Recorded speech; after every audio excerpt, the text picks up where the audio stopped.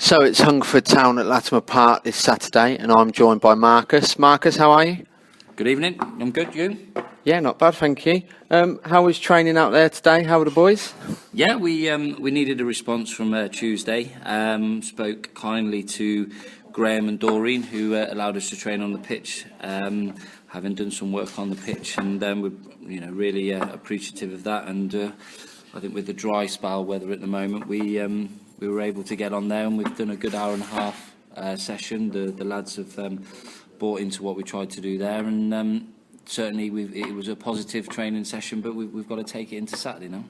Was it something out there today that you had to pick them up, or were they just all ready to go? I think having a bit of a roller coaster of a week, the emotional high of getting through the FA Cup, the disappointment of losing 4-0, on reflection and looking through a few things, we're just so near and yet so far away. And I do think 4-0, in terms of possession and chance for chance, flattered Dunstable, but at the same time, it's all about scoring goals, and they took them. So it is what it is. But we've got to move on, and I think I mentioned on Tuesday we've got to see some grown men on Saturday and respond, and we need to get this league programme up and running and going, and it's too much of an up and down at the moment.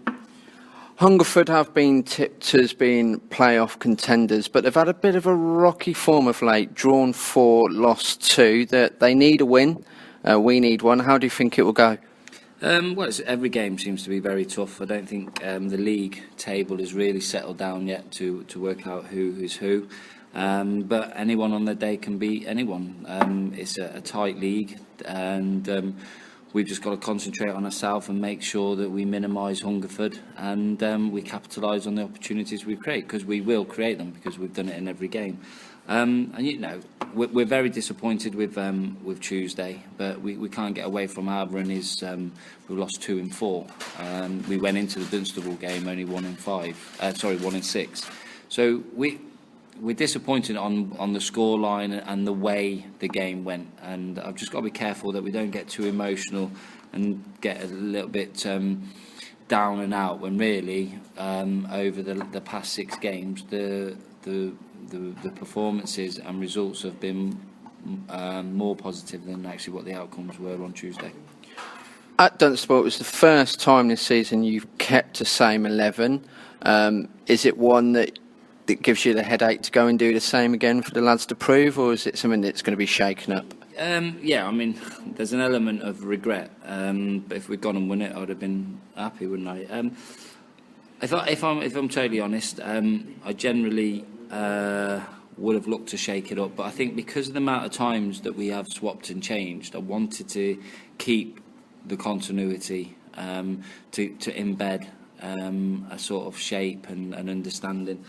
But like I said to the boys after the game, they've given me licence now. Regardless, win, lose or draw, I can always change the team, because they've as proven, if I do keep the same 11, I could come out with a diverse result. So we'll look at the pros and cons of Hungerford. We'll look at our weaknesses from Tuesday, because there's no doubt there was a fair few bits that was highlighted.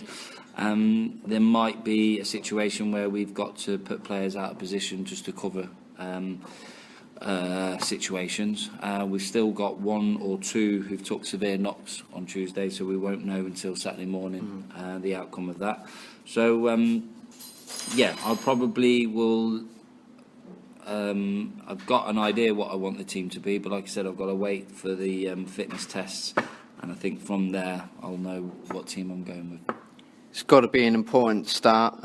Big crowd expected here on Saturday, and they've got a little bit of a point to prove, so it'll probably be key to get the fans behind us in the first 15-20 minutes. Yeah, I mean, look, I've been around long enough, and you're as good as your last mistake in your good game, and rightly so. There was a few fans frustrated, wanted things changed whenever, or what they felt was right.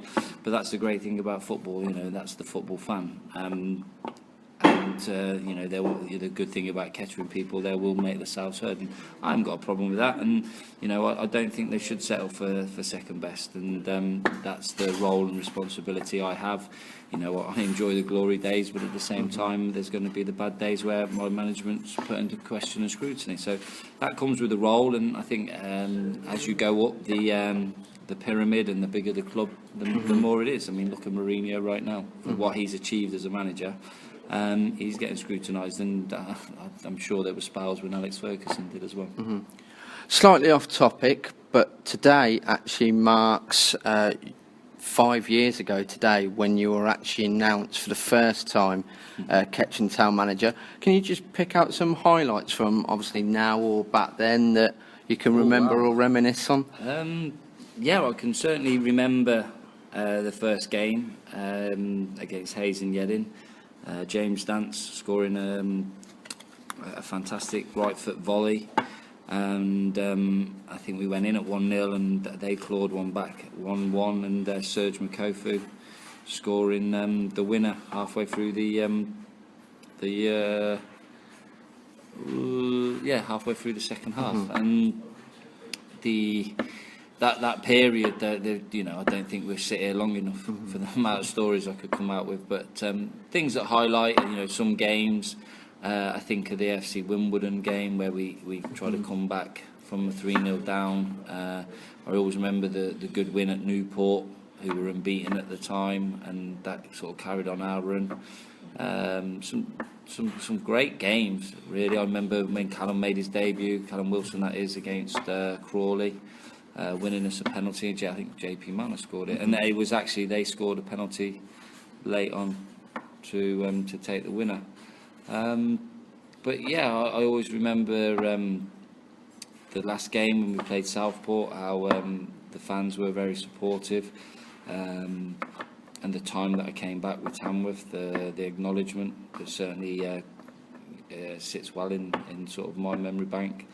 And to be honest with you, I can't wait to bring little Sophie along, because during that period Sophie was born, and she's certainly well aware now of Kettering and the poppies, and unfortunately on the family day I couldn't bring her along because of the weather. So hopefully the community side will create another one over the next couple of months, and I can bring her down and show the wonderful world and people of Kettering. Well, good luck for Saturday, and I'll speak to you after the game, and well done. Thank you.